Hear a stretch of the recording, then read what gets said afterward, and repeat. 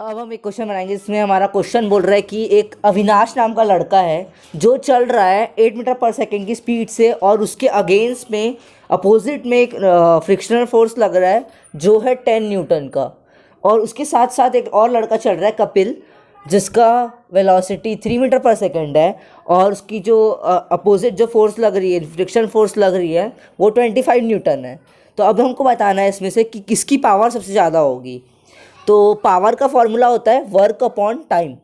Work को हम लिख सकते हैं force into displacement upon time. अब इसको हम लिख सकते हैं force into S upon T, और एस अपॉन टी हमारा फॉर्मूला होता है वेलोसिटी का, तो वो बन गया F into velocity, force into velocity. अब अविनाश के लिए सॉल्व करेंगे तो पावर का फॉर्मूला हमने पढ़े force into velocity. Why we need force into velocity? सब बिकॉज यहाँ पे हमारा जो अविनाश का फोर्स गिवन है, फ्रिक्शनल फोर्स, और उसकी वेलोसिटी गिवन है। P is equals to F into V. P is equals to 10 newton into 8, 10 newton into 8 metre per second, तो उसकी पावर आ गई 80 वॉट्स। अब कपिल का है, इसका भी same formula, P is equals to F into we.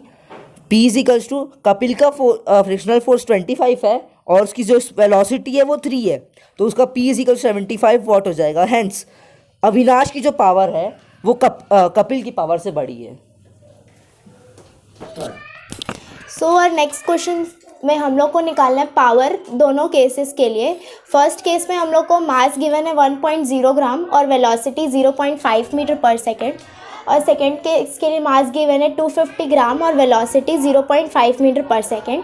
दोनों केसेस में वेलोसिटी सेम है लेकिन मास डिफरेंट है, और इसमें हम लोग को जी की value 10 metre per second square लेके सॉल्व करनी है।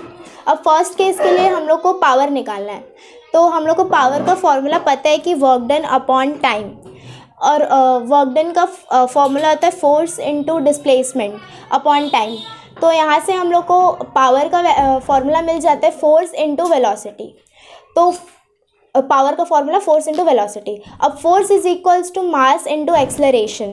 अब इधर मास हम लोग को गिवन है कि 1.0 ग्राम, तो इसको हम लोग ने केजी में कन्वर्ट किया है, that is 1/1000 kg, which will come out to be 10 to the power -3 kg into g की वैल्यू गिवन है 10 मीटर पर सेकेंड स्क्वायर, तो वो मैंने यहाँ पुट किया है। उसके बाद हम लोग को यहाँ फोर्स मिल गया 10 टू द पावर -2 न्यूटन।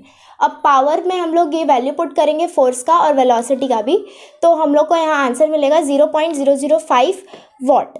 अब सेकेंड केस के लिए वैसे ही फोर्स निकालना है, मास इनटू एक्सेलरेशन। मास हम लोग को गिवन है कि 250 ग्राम, इसको भी हमने कन्वर्ट किया है, तो 0.25 kg into 10 is equals to 2.5 newton. और इसमें फिर पावर निकाला है, तो फोर्स हम लोग को 2.5 मिला था और वेलोसिटी इसमें 0.5 गिवन है, दोनों को मल्टीप्लाई करेंगे तो 1.25 वॉट इसका आंसर आ जाएगा। Then what is the conclusion here? Sir इसमें हम लोग को बताना था कि कौन ज़्यादा पावर अप्लाई कर रहा है, तो इसमें हम लोग को दिख रहा है कि इसका ज़्यादा वॉट निकल रहा है इससे, तो the power applied by the second object is greater than the power applied by the first object. Okay.